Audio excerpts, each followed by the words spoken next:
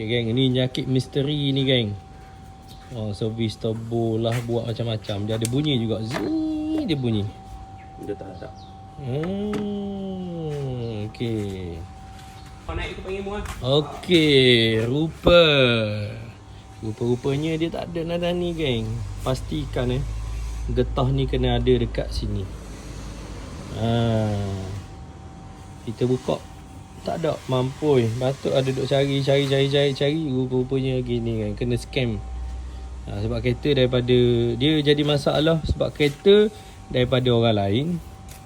Orang lain yang buat, yang cari penyakitnya orang lain. Betul kan dia tak? Bila cari orang lain mampu. Dan ni kereta ni dah 3 hari cari.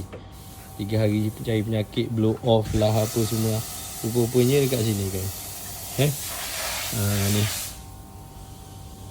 Okay, so kita test lagi, tengok macam mana. Mantap.